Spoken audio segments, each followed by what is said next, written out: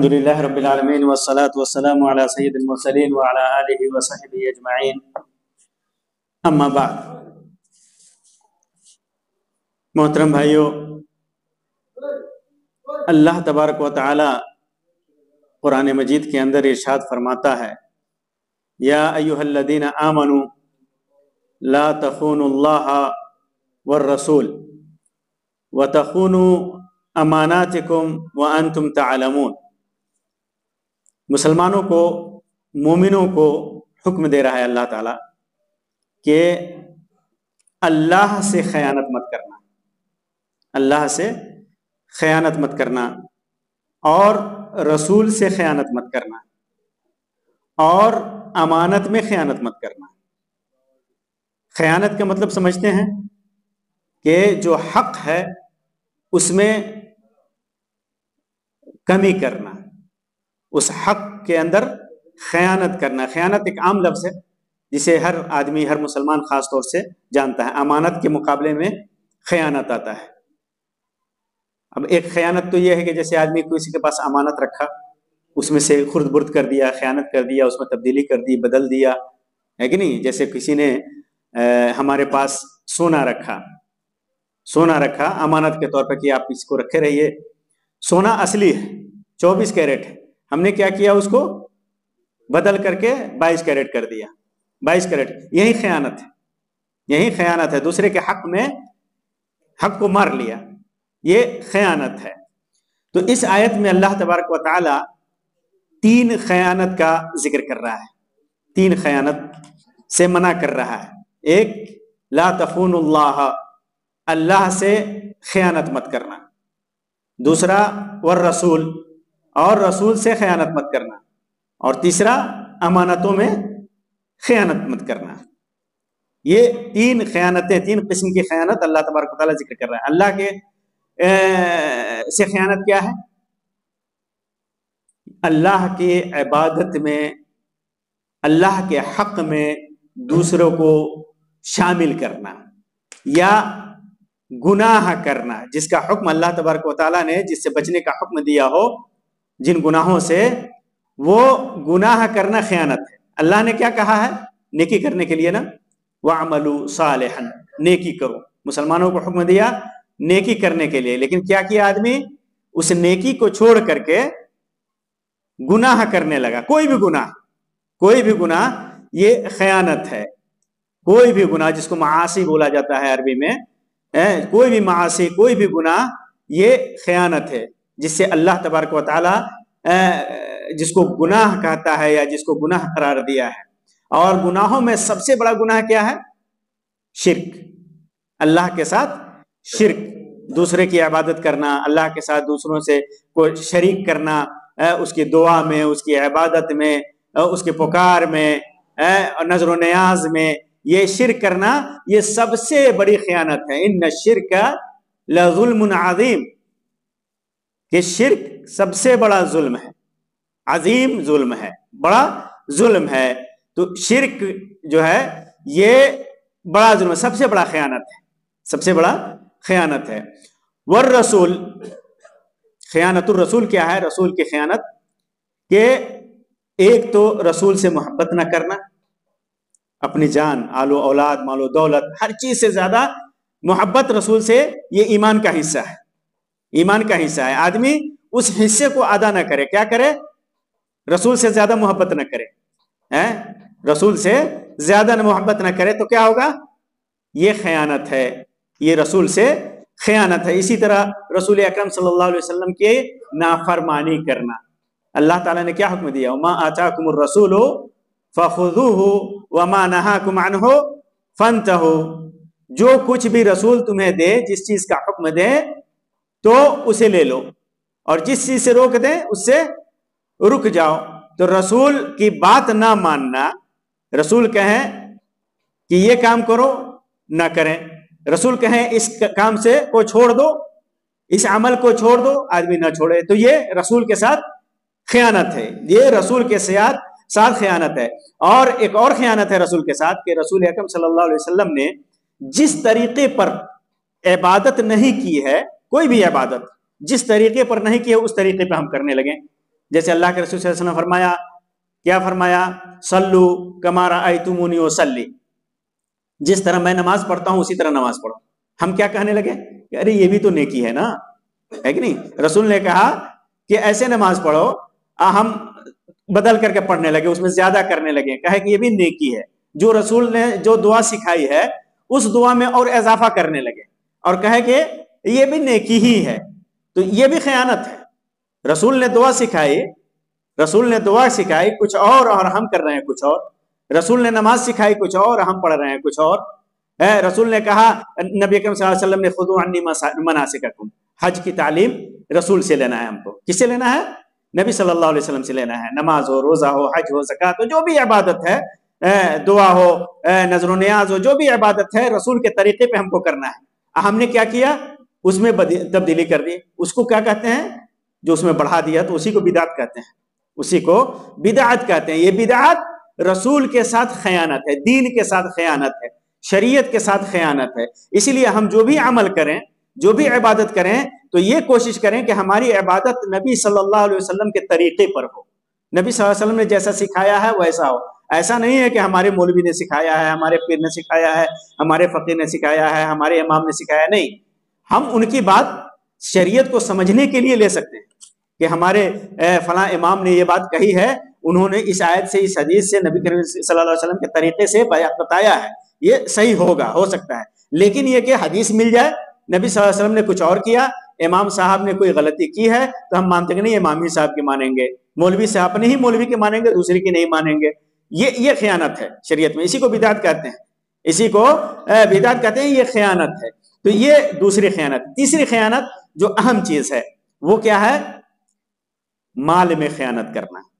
وہ مال میں خیانت کے بہت سارا طریقہ ہے، جیسے کہ میں نے بتایا کہ کوئی آدمی آپ کے پاس سامان رکھے امانت کے طور پر کہ یہ امانت ہے، اور ہم نے کیا کیا تو اس میں خرد برد کر دیا۔ کسی نے 2 لاکھ دیا تو ہم نے کہا دیا کہ نہیں، تو نے 1.5 لاکھ دیا ہے یا 10,000 کم دیا ہے۔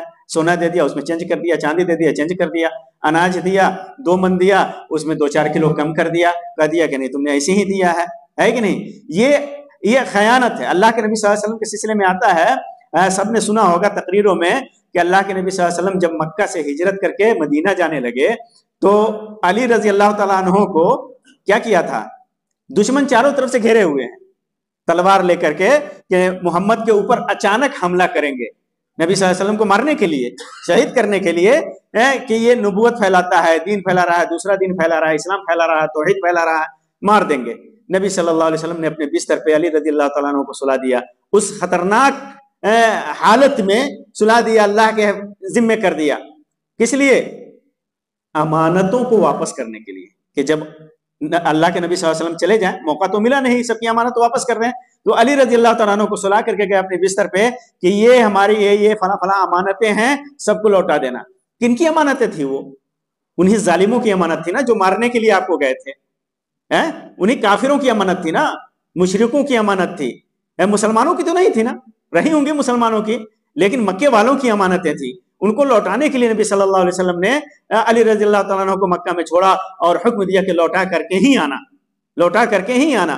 تو یہ امانت میں یہ خیانت ہے، یہ امانت میں ہے۔ دوسرا یہ ہے کہ ایک خیانت ہے اپنے ذمہ داری میں کوتاہی کرنا۔ جیسے ہماری ڈیوٹی 8 گھنٹے کی لگی ہے، 8 گھنٹے کی لگی، 8 گھنٹے میں یہ کام کرنا ہے، ہم وہ ڈیوٹی چھوڑ کر کے 2-4 گھنٹہ ڈنڈی مار دیتے ہیں، ہے کہ نہیں؟ وہ ڈیوٹی چھوڑ دیا، چلے گئے سگریٹ پینے، تمباکو پینے، ہوٹل بازی کرنے، یہاں کرنے، وہاں کرنے۔ عام طور پر دیکھیں گے آپ، جو ڈیوٹی ملی ہے نہیں کرتے، لوگوں کو لائن میں کھڑا کرا دیا، آفسوں میں چلے گئے چائے پینے، بینکوں میں لائن لگا دیا، چلے گئے لنچ کرنے، ہے کہ نہیں؟ یہ سب خیانت ہے۔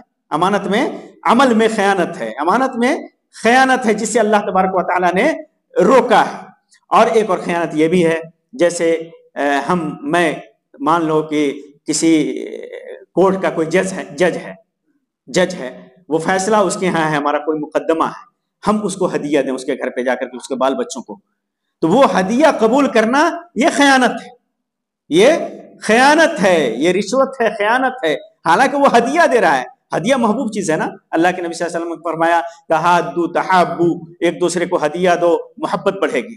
ہدیہ اللہ کے رسول صلی اللہ علیہ وسلم قبول بھی کرتے تھے ہے کہ نہیں؟ تو ہدیہ قبول کرنا یہ اچھی چیز ہے، لیکن اگر اس سے اپنے عمل میں، اپنے وظیفے میں، اپنے کام میں اگر کوتاہی ہو، حق تلفی ہو رہی ہو، تو وظیفہ قبول کرنا جائز نہیں ہے۔ جیسے اسکول کا ہیڈ ماسٹر ہے یا اسکول کا ماسٹر ہے، بچوں کا امتحان لے رہا ہے۔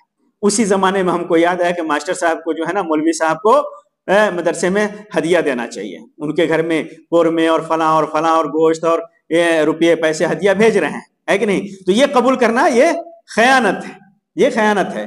کسی کو جیسے عام طور پر دیکھتے ہیں نا، اسکول یا مدرسے یا کسی ادارے میں زکوٰۃ وصول کرنے کے لیے، بچوں کے لیے دولت وصول کرنے کے لیے بھیجتے ہیں نا، چندہ وصول کرنے کے لیے، تو اس میں جو ہدیہ ملتا ہے وہ بھی حرام ہے، وہ بھی حرام ہے۔ وجہ کیا ہے؟ جیسے اللہ کے نبی صلی اللہ علیہ وسلم نے فرمایا کہ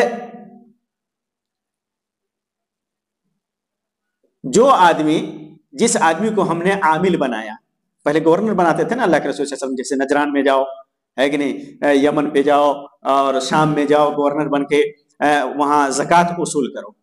اللہ کے نبی صلی اللہ علیہ وسلم نے فرمایا کہ جس کو ہم نے عامل بنایا اور اس میں اس کے پاس کوئی ہدیہ آیا اور اس نے وہ ہدیہ قبول کر لیا، تو یہ خیانت ہے، یہ حرام ہے، یہ حرام ہے۔ اسی طرح بنو ازد کے ایک آدمی کو اللہ کے رسول صلی اللہ علیہ وسلم نے عامل بنایا، گورنر کہیں کا، وہ گئے اور وہاں سے وہ جب آئے تو انہوں نے کہا، جو دولت ملی تھی زکوٰۃ میں، تو کہا تھا کہ یہ زکوٰۃ کا مال ہے اور یہ مجھ کو لوگوں نے ہدیہ دیا ہے، لوگوں نے مجھ کو ہدیہ دیا ہے، یہ انہوں نے کہا۔ اللہ کے رسول صلی اللہ علیہ وسلم کو یہ خبر پہنچی تو اللہ کے نبی صلی اللہ علیہ وسلم نے فرمایا کہ کیوں نہیں وہ اپنے گھر میں بیٹھا رہا کہ اس کے پاس وہ دو ہدیہ دوڑ چل کر کے آتا، ہے کہ نہیں؟ گھر میں تو نہیں بیٹھا رہا، حکومت کے کام سے گیا ہے، قوم کے کام سے گیا ہے، زکوٰۃ وصول کرنے گیا اور ہدیہ مل رہا ہے۔ اللہ کے رسول صلی اللہ علیہ وسلم نے فرمایا کہ ہدیہ کے طور پر جو کچھ بھی وہ قبول کرے گا، اونٹ ہے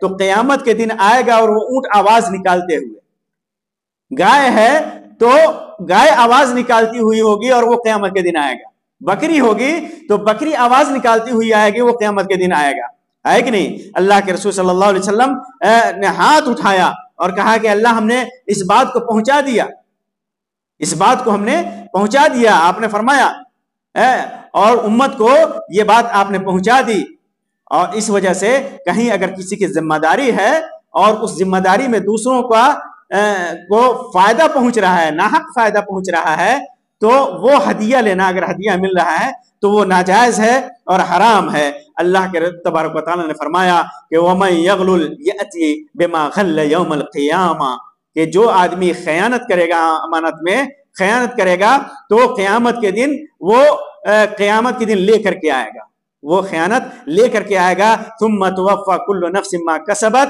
وَهُمْ لَا يُظْلَمُونَ، پھر جو کچھ بھی انسان کیا ہوگا، جو کچھ بھی کمایا ہوگا، جو کچھ بھی عمل کیا ہوگا، اس کو بدلہ دیا جائے گا، اس کو بدلہ دیا جائے گا، پورا ظلم نہیں ہوگا، ظلم نہیں ہوگا، جتنا بھی خیانت کیا ہے وہ اللہ تبارک و تعالیٰ اس کو لائے گا، اس کو لائے گا۔ اب خیانت میں یہ بھی ہے، جیسے کسی کا قرضہ لے لیا، قرضہ بھی ایک امانت ہے کہ نہیں؟ آپ نے کو قرضہ دیا ہے، وہ کہ وقت پر اس کو آپ دے دیں، آپ کی ضرورت پوری ہو جائے آپ اس کو دے دیں۔ آدمی کیا کرتا ہے؟ ٹال مٹول کرتا ہے، اور یہاں تک کہ اس کی موت ہو جاتی ہے اور مر گیا اور قرضہ پڑا ہوا ہے۔ تو جانتے ہیں قیامت کے دن کیا ہوگا؟ جب تک وہ قرضہ آپ ادا نہیں کریں گے بخشش نہیں ہوگی۔ وہ جس کا مال لیا ہے، جس کی دولت لی ہے، جس کے ساتھ خیانت کی ہے، وہ جب تک لوٹائیں گے نہیں تب تک اللہ تبارک و تعالیٰ بخشش نہیں کرے گا۔